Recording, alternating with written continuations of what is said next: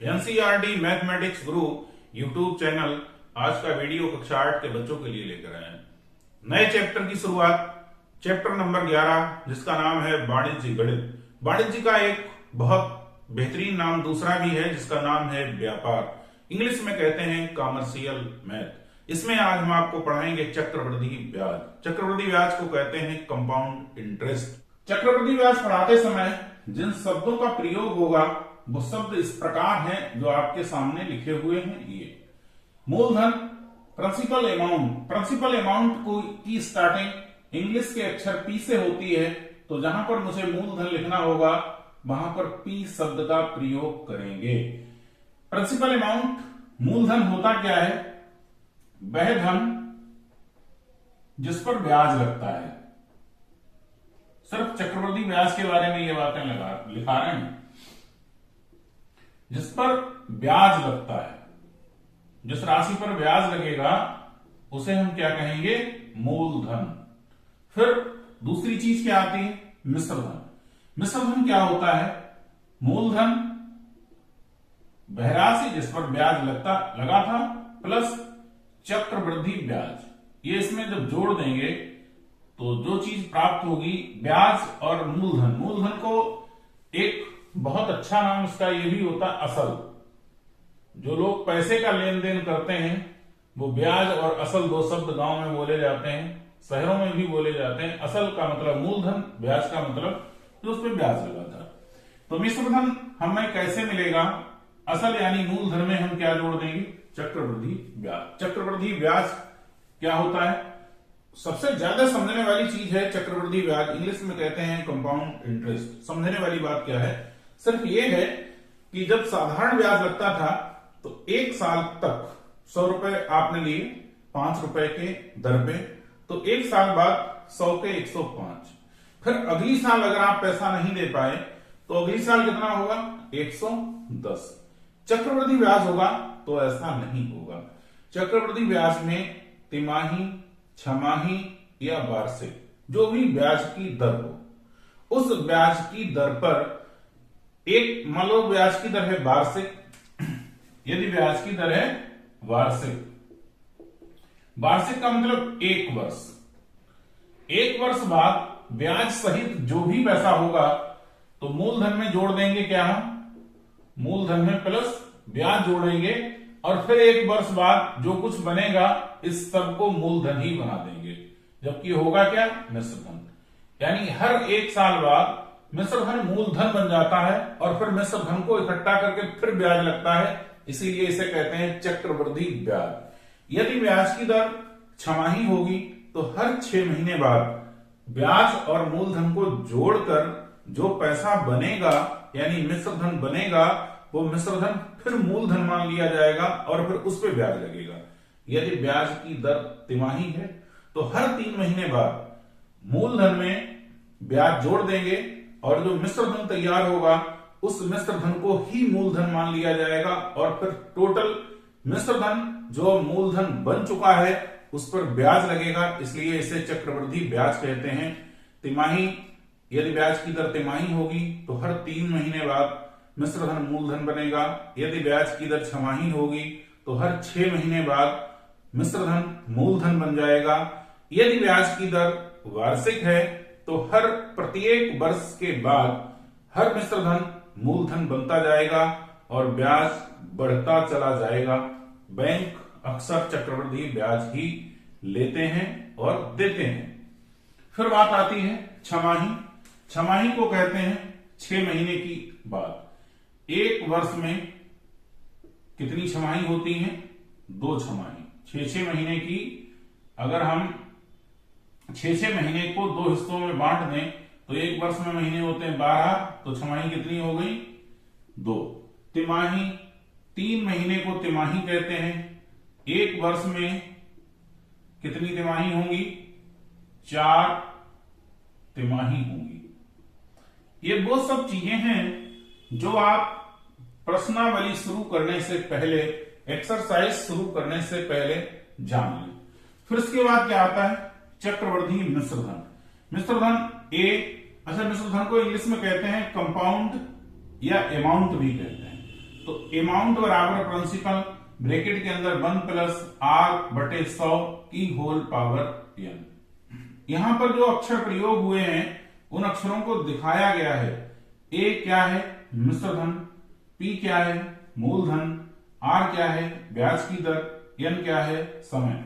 यदि हम इसे लिखना चाहें तो ऐसे भी लिख सकते हैं, चक्र वृद्धि मिश्र धन, क्योंकि जब हम पढ़ा रहे हैं आपको चक्रवृद्धि ब्याज तो मिश्र धन भी चक्रवृद्धि होगा और ब्याज भी चक्रवृद्धि होगा।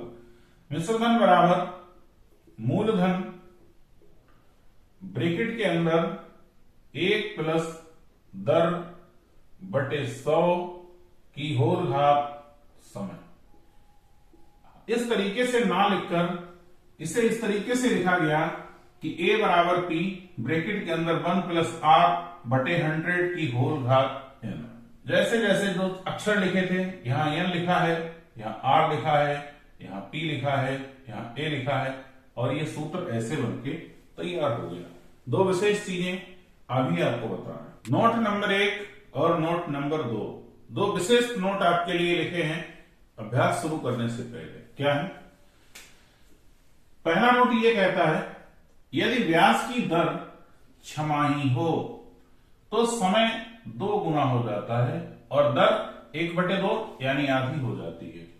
प्रश्न में यदि आपके ये कह देगा कि ब्याज की दर छमाही है तो जब 2 वर्षों के लिए बात होगी तो वर्ष आप कितने कर देंगे? 4, 2 गुना कर देंगे। और अगर ब्याज की दर प्रश्न में दी है 10%, तुरंत उसे आधा कर देंगे। कितना कर देंगे? 5%। ठीक इसी प्रकार से दूसरे नोट में क्या है, यदि ब्याज की दर तिमाही हो, हर 3 महीने बाद, तब क्या होगा? समय कितना हो जाएगा? 4 गुना।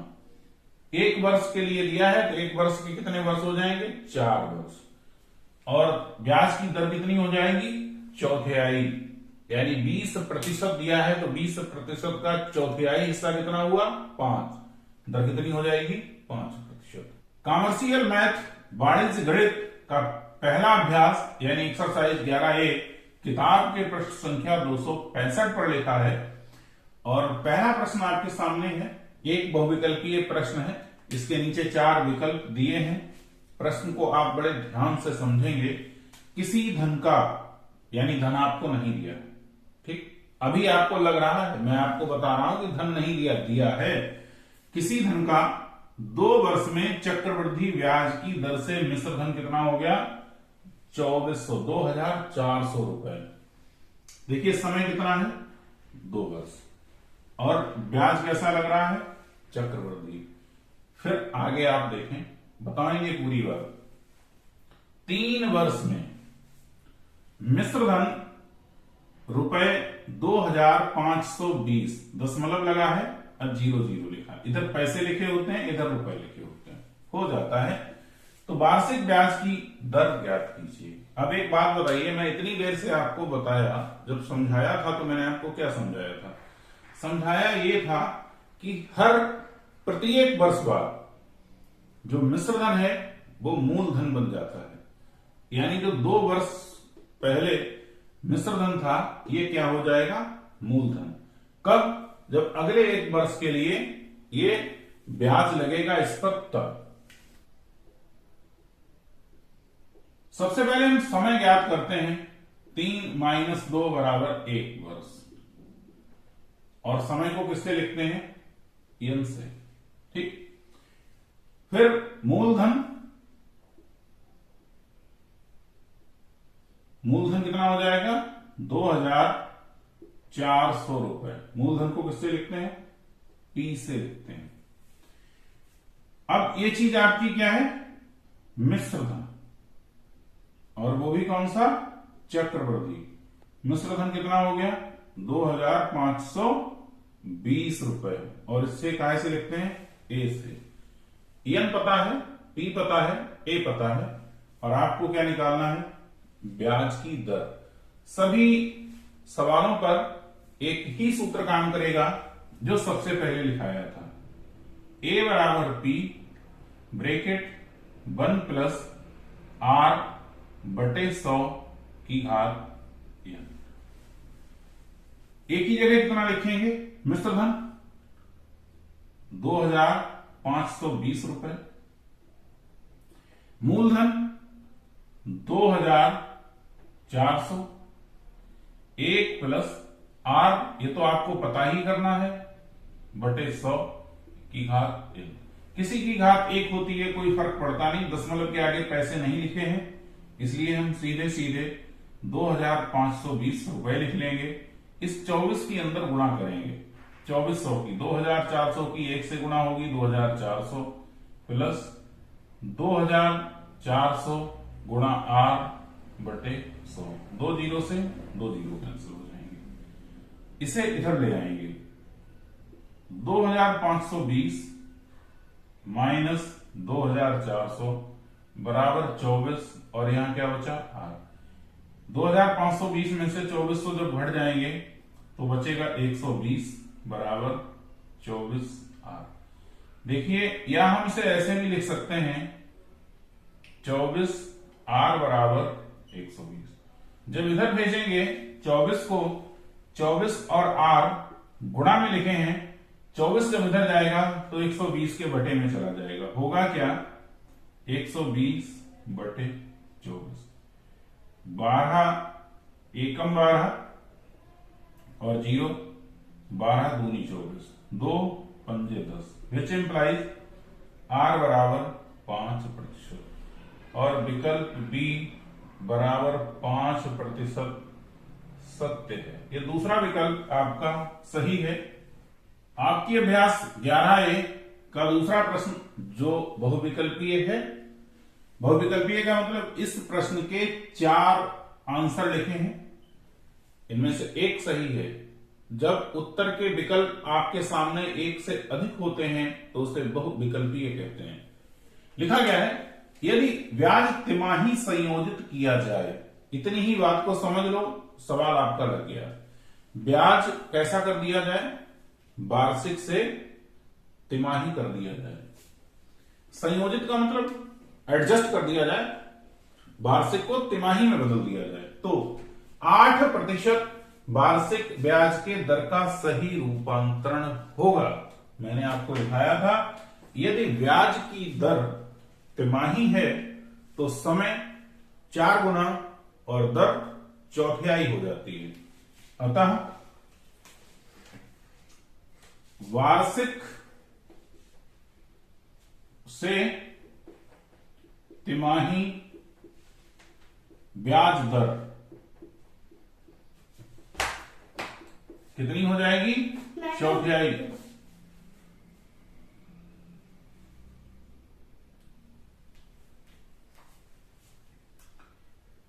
ब्याज दर चौथाई, चौथाई का मतलब 1/4 गुणा 8%, 4 दूना 8 बराबर 2%।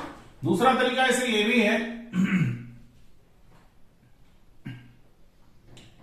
यहीं से आप दूसरा तरीका भी देखिए, 8/4%, 4 दूना 8 यानी 2%। विकल्प कौन सा सही है, आपका सी विकल्प सही है। विकल्प सी 2% सही है।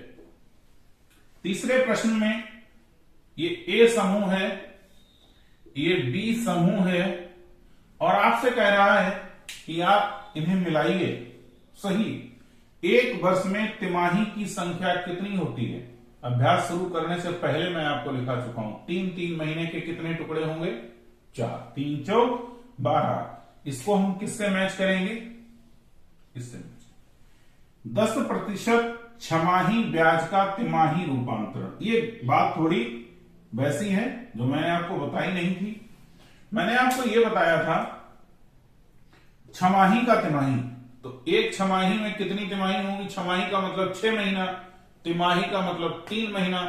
तो 6 महीने को यदि हम 3 महीनों में बांटें तो एक छमाही में कितनी तिमाही हो गई, 2 तिमाही। और जब 2 तिमाही हो गई तो इसका कितना हो जाएगा, आधा। 10 का आधा कितना होगा, 5। सही विकल्प क्या है, ये। 3 वर्ष में होने वाले छमाही रूपांतरण की संख्या, एक वर्ष में महीने कितने होते हैं? 12। छमाही का मतलब 6 महीना। एक महीने में कितनी छमाही हो गई? 2 छमाही हो गई। 2 महीने में 2 वर्ष में कितनी हो गई? 4 हो गई। अब 3 वर्ष में 6, यानी छमाही कितनी होंगी? 6। ये सही विकल्प है आपका। और 1/2 वर्ष के लिए, 1/2 वर्ष का मतलब छमाही है, इसका मतलब आधे का मतलब छमाही। ब्याज दर 5% ब्याज दर हो तो इसका हो कितना जाएगा? 5 का आधा कितना होगा? 2 सही 1/2, यानी ये विकल्प अपनी जगह सही लिखा हुआ है। आज के वीडियो में कक्षा 8 के बच्चों के लिए सिर्फ इतना ही।